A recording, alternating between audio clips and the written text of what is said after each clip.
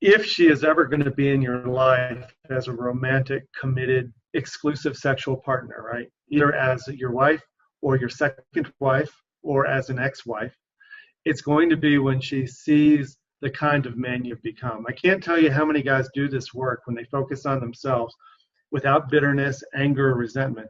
How many times a woman will stop them in the hallway and say, I don't know what you're up to. And it's either going to sound like, I don't know what you're up to, but I like it. I don't know what you're up to, but it's working for me. Or I don't know what you're up to and it smells fishy. I don't know what you're up to, but I don't buy it. But what happens is that a woman starts noticing you're up to something. The most important thing is that she sees you're up to something that has nothing to do with her, that has no expectation, no intention of persuasion or influence or manipulation. And that becomes very, very curious to a woman. You become very attractive, but at the same time, she becomes slightly threatened by the fact that your new level of energetic detachment and self-approval is both attractive and also a little unnerving. And sometimes they'll say, if you could do this now in the flip of a switch, why the fuck couldn't you have done that 10 years ago? Or whatever. And then you'll go, yeah, good point, Cupcake. Yeah, I don't know. It's because only in our 40s and 50s do we sometimes get the motivation to want to change for ourselves instead of somebody else. Mm-hmm. So what I just said is affirming everything you already know. You're on the right track, but you have to detach from measuring any success you're having. And we'll talk about that later. Your success is not measured by what she says or does toward you, or even of the marriage surviving. It's a matter of you aligning with your integrity and believing that you're in the right place in your process. She may come up and say, I don't know what you're up to, but I like it. It pisses me off that you couldn't have done this before. And that's a hard thing to hear, but it's kind of cool to hear it too. Sure. Yeah. What do you think?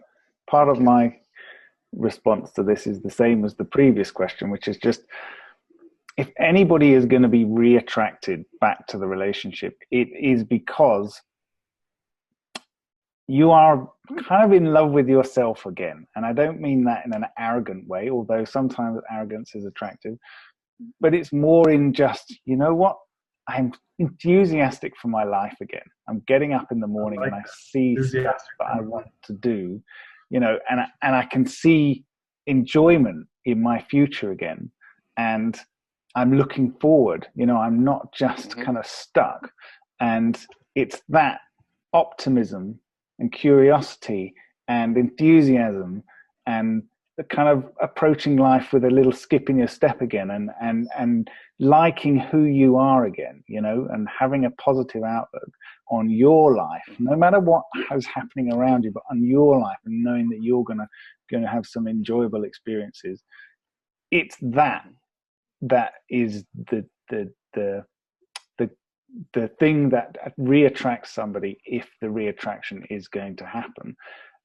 And the problem is, you know, there are so many sites and books and everything else that will tell you things like, where, you know, women are attracted to mystery and things they don't know, you know, and what does that really mean? Well, for me, that means he's happy, but everything's going to shit. How is he happy? You know, it's, where's this guy come from? You know, 2 weeks ago everything was crap and it was all my fault and, you know, whatever else, and now he's looking forward to stuff and he's organizing going out and doing stuff for himself, and that's the mystery that actually is interesting to somebody else. But as Steve says, you can't do it with, well, I'm going to be mysterious. I'm going to do things with, you know, with always looking back over my shoulder to see, has she noticed yet? Because when you do it like that, she knows. She knows you're doing it for some kind of effect. And she's never gonna. That's unattractive. That's very unattractive. Yeah. That's the boyish energy we talk about. Looking over your shoulder to see if people notice who you are or how you're being is a very boyish type of insecure thing that we all learn to do as nice guys.